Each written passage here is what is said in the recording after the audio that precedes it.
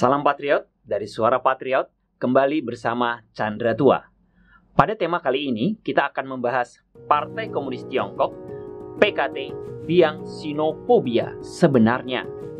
Hal ini penting untuk dibahas, karena propaganda PKT yang sangat dahsyat mencuci otak rakyat Tiongkok dan etnis Tiongkok, serta masyarakat dunia, sehingga sulit membedakan antara PKT dan rakyat Tiongkok atau etnis Tionghoa, antara sisipifobia dan sinofobia.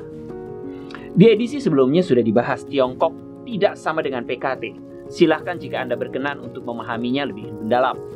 Nah, mengapa PKT adalah anti rakyat Tiongkok dan anti Tionghoa yang sebenarnya, alias biang sinofobia sejati? Untuk memahaminya kita perlu melihat sejarah yang dilakukan oleh PKT terhadap rakyat Tiongkok. Orang Tiongkok pada dasarnya sangat menghargai sejarah dan melihat sejarah sebagai panduan dan pedoman untuk bertindak. Awal berdirinya PKT adalah setelah merebut kekuasaan nasionalis pada tahun 1949 yang menyebabkan Chiang Kai-shek dan kaum nasionalis tersingkir ke Taiwan. Jadi PKT tidak mendirikan negara republik. Yang mendirikan republik adalah Dr. Sun Yat-sen pada tahun 1911. Sejarah apa yang hendak diangkat di sini sehingga kita bisa berkesimpulan PKT adalah anti rakyat Tiongkok dan anti Tionghoa yang sebenarnya? Mari kita lihat berbagai gerakan sosial yang dilakukan PKT terhadap rakyat Tiongkok. Ini adalah sejarah penindasan PKT terhadap rakyat Tiongkok. Saya bacakan saja di sini. Ini adalah dari buku 9 komentar mengenai Partai Komunis yang diterbitkan oleh Epoch Times. Yang pertama, reformasi tanah, penghapusan kelas tuan tanah. Saat baru 3 bulan berkuasa, Partai Komunis langsung mengadakan reformasi tanah secara menyeluruh di seluruh negeri dengan slogan tanah untuk petani. Telah menghasut para petani yang tidak memiliki sawah untuk mengganyang para pemilik sawah, mendorong dan mengumbar sisi-sisi egois dalam karakter manusia, bertindak sewenang-wenang dan amoral. Kampanye ini sekaligus telah menghapuskan secara tegas kelas tuan tanah, dimulai dari pengelompokan populasi penduduk pedesaan ke dalam perbedaan kategori sosial. Lebih dari 20 juta penduduk desa di seluruh Tiongkok dikategorikan sebagai tuan tanah, petani kaya, kaum pembangkang, dan elemen buruh. Telah menjadi kelas terendah dalam strata masyarakat Tiongkok. Orang-orang yang tersisih ini mengalami diskriminasi, serangan, dan kehilangan hak-hak sipil mereka. Hampir 100.000 tuan tanah telah meninggal dalam gerakan ini. Di daerah tertentu, PKT dan petani membunuh tuan tanah beserta seluruh keluarganya tanpa memedulikan gender atau usia, sebagai jalan untuk memusnahkan secara total kelas tuan tanah. Pada masa itu PKT mulai mengeluarkan propaganda putaran pertamanya yang mendeklarasikan Ketua Mao adalah juru selamat rakyat dan hanya PKT yang bisa menyelamatkan Tiongkok. Selama masa reformasi ini, para petani yang tidak mempunyai lahan mendapatkan apa yang mereka inginkan tanpa mengeluarkan keringat. Tentu para petani miskin itu memuji PKT yang telah mengubah hidup mereka dan menerima propaganda bahwa keberadaan PKT adalah demi rakyat. Bagi para pemilik baru lahan pertanian, hari-hari keberuntungan tanah untuk petani tidaklah bertahan lama. Jangka 2 tahun, PKT mulai mengadakan serentetan gerakan yang dipaksakan di kalangan petani, seperti membentuk kelompok-kelompok gotong royong, komun tingkat dasar, komune tingkat tinggi, dan komune rakyat. Dengan menggunakan kritikan wanita berkaki kecil ditujukan kepada siapa yang lamban langkahnya, PKT mulai menyetir dan menekan tahun berganti tahun para petani dijejalkan ke dalam sosialisme. Menggunakan satu wadah bagi pembelian dan penjualan beras, kapas, dan minyak goreng. Di seluruh negeri, hasil-hasil pertanian utama dilarang masuk ke pasar perdagangan. Sebagai tambahan, PKT mendirikan sistem registrasi kependudukan, tidak mengizinkan para petani pergi ke kota untuk tinggal atau bekerja. Bagi warga yang mempunyai kartu penduduk desa, tidak diperbolehkan membeli beras di toko beras negara, dan anak-anak mereka dilarang menerima pendidikan di kota. Anak petani hanya diperbolehkan menjadi petani, mengubah 360 juta penduduk desa menjadi warga negara kelas 2 sejak tahun 1950-an. Kedua, reformasi dalam bidang industri dan perdagangan, menghapus kelas kapitalis. Kelas masyarakat lainnya yang PKT ingin musnahkan adalah nasional borjuis yang menguasai penanaman modal di perkotaan maupun pedesaan. Ketika mereformasi sektor industri dan perdagangan, PKT menyatakan bahwa kelas kapitalis dan pekerja pada dasarnya tidak sama. Kapitalis adalah kelas pemeras, sedangkan pekerja termasuk kelas non-pemeras dan anti-pemeras. Berdasarkan logika ini, kelas kapitalis memang dilahirkan untuk memeras dan tidak akan bisa berhenti sampai mereka dibinasakan. Hanya bisa dibinasakan, tidak bisa direformasi. Atas dasar pemahaman ini, PKT menggunakan cara membunuh dan pencucian otak untuk mengubah kaum kapitalis dan pedagang. Kaum kapitalis akan mujur jika mereka sejalan dengan pemerintah, tetapi akan binasa jika mereka menolaknya. Jika Anda menyerahkan semua aset kepada negara dan mendukung PKT, maka akan dianggap sebagai kontradiksi di dalam internal masyarakat. Akan tetapi jika sebaliknya, Anda tidak setuju atau menolak kebijakan PKT, Anda akan dianggap sebagai kaum reaksioner dan menjadi target kediktatoran PKT. Teror yang dilakukan pemerintah selama reformasi ini membuat kaum kapitalis dan pedagang menyerahkan seluruh asetnya. Banyak di antara mereka tidak tahan menghadapi penghinaan ini dan melakukan bunuh diri. Chen Yi, wali kota Shanghai pada waktu itu, selalu bertanya setiap hari, berapa banyak pasukan terjun payung yang kita dapatkan hari ini? Yang berkaitan dengan jumlah kaum kapitalis yang melakukan bunuh diri dengan melompat dari atap gedung setiap harinya. Hal ini menunjukkan bagaimana PKT dalam beberapa tahun saja telah memusnahkan kepemilikan swasta di seluruh Tiongkok. Ketiga, menindas agama dan melarang kelompok-kelompok religius.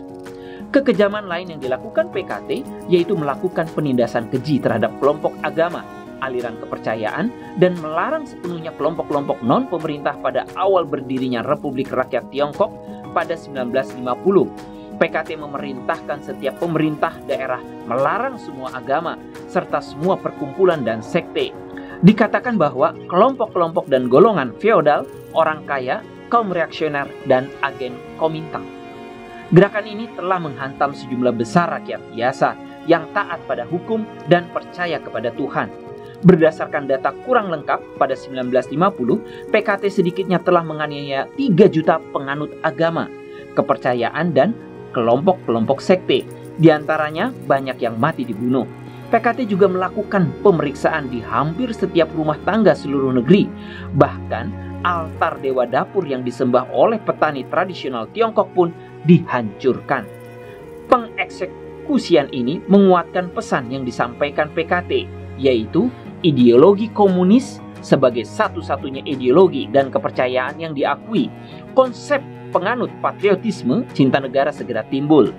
Konstitusi negara hanya melindungi penganut patriotisme. Sebenarnya tak peduli rakyat percaya agama apa, patokannya hanya ada satu, harus patuh pada pengaturan pemerintah dan mengakui bahwa PKT di atas segala agama dan kepercayaan. Jika Anda seorang Kristiani, maka PKT adalah Tuhannya Tuhan agama Kristen.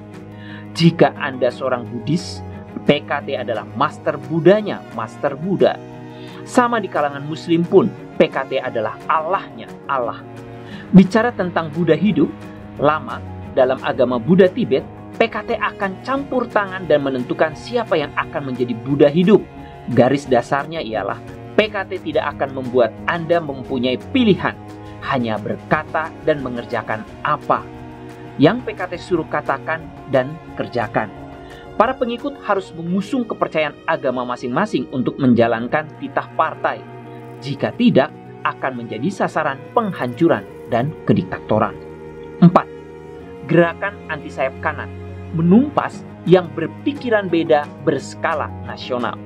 Pada 1956, sekelompok intelektual Hungaria membentuk klub lingkaran Petofi sebagai kritikan terhadap pemerintah Hungaria, dan mereka aktif berpartisipasi di berbagai forum dan perdebatan.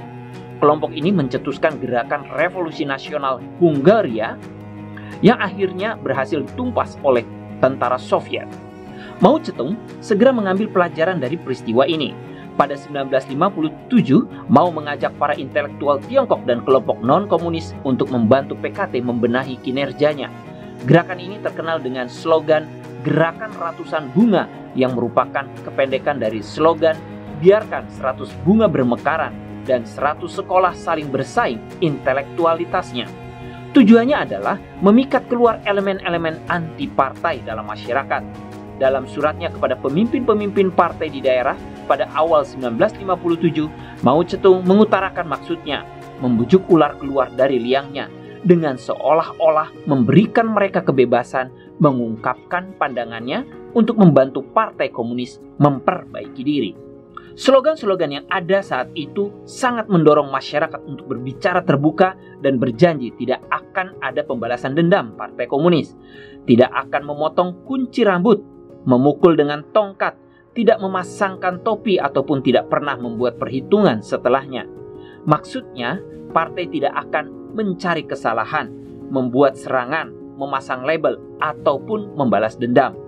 Pada akhirnya PKT melancarkan gerakan anti sayap kanan, menyatakan 550.000 orang yang berani berbicara terbuka sebagai anasir sayap kanan. Di antaranya 270.000 orang kehilangan jabatan di pemerintahan dan 230.000 digolongkan sebagai anasir sayap kanan menengah atau elemen anti-sosialis, anti-PKT. Taktik yang digunakan Mao Zedong untuk memperdaya orang ada 4 cara. 1. Membujuk ular keluar dari liangnya. Maksudnya memancing mereka yang berbeda pendapat untuk berbicara.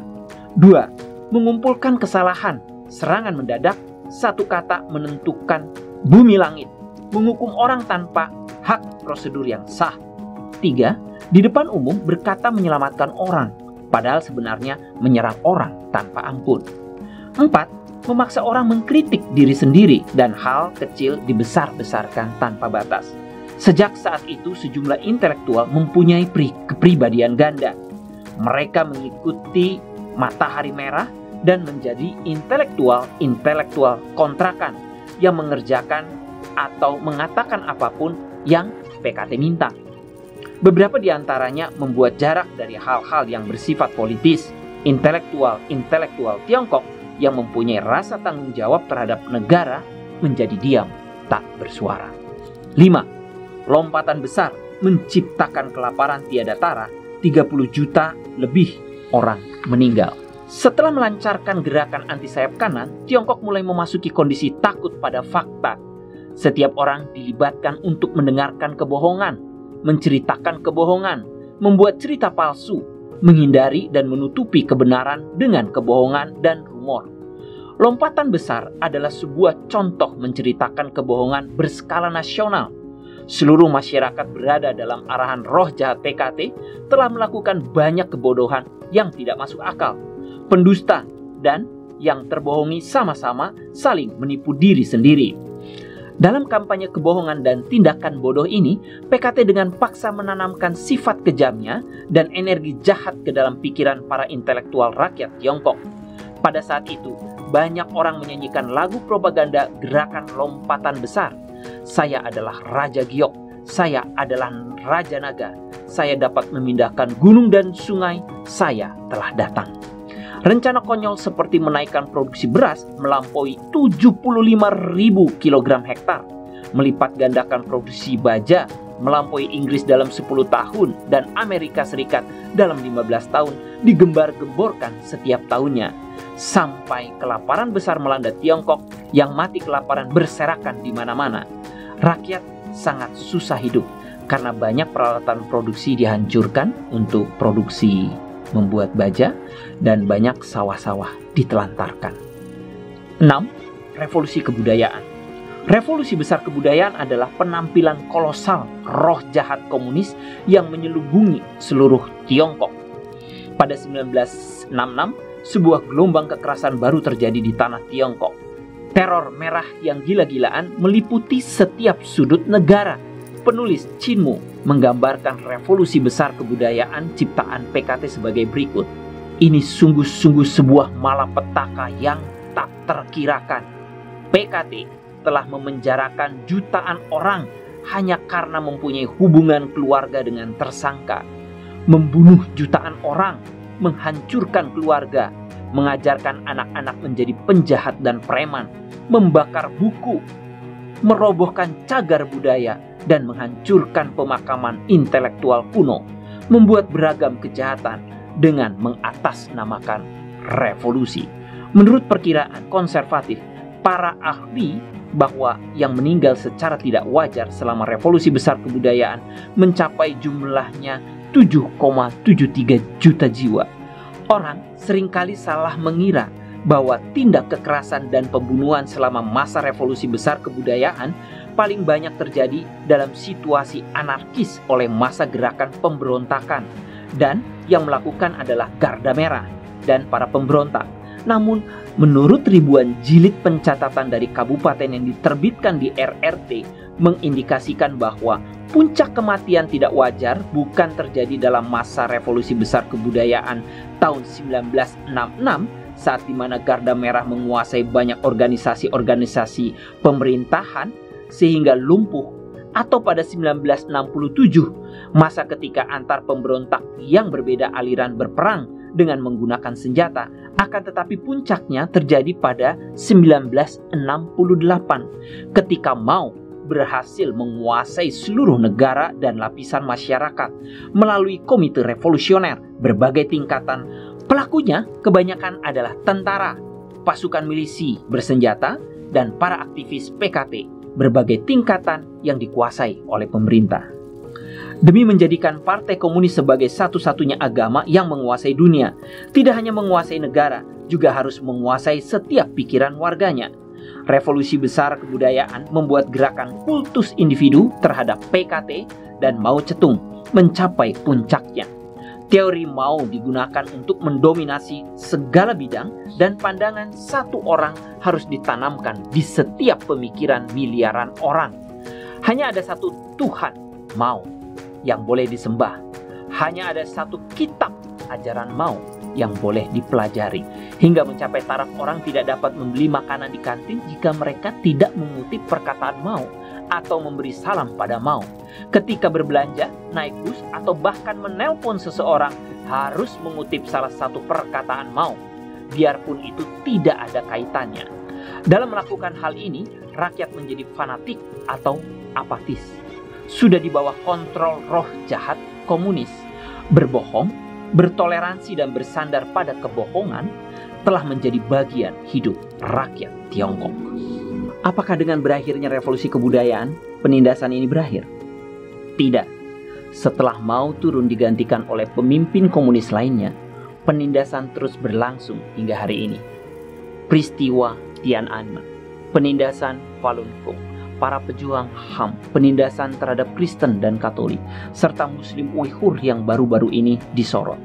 Artinya PKT dari awal berkuasa hingga saat ini berkuasa masih menggunakan tangan besi, tirani berdarah.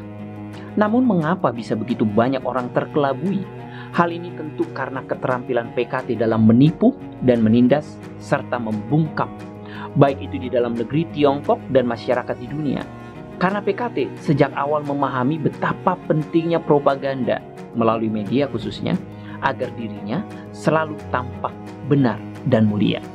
Dengan penjelasan sejarah di atas, bisa ditegaskan bahwa PKT biang dari sinophobia yang sejati, menculik dan memenjarakan pikiran dari orang Tiongkok, orang Tionghoa di seluruh dunia, dan umat manusia di seluruh dunia, sehingga tidak bisa mengenali wajah asli dari PKT yang sebenarnya sebagai biang sinophobia yang sejati, atau bahkan xenophobia secara umum.